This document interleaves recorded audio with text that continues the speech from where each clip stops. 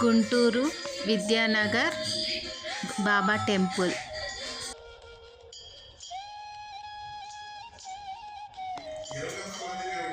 ఆలయాల్లో పూజారులు బాబాకు ప్రత్యేక పూజ కార్యక్రమాలు చేపట్టారు.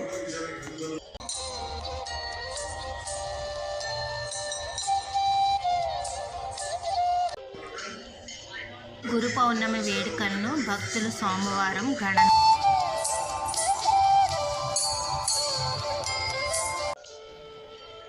సాయిబాబా ఆలయంలో ఉదయం నుంచి భక్తుల సందడి నెలకొంది. పెద్ద ఎత్తున పాల్గొన్న భక్తులు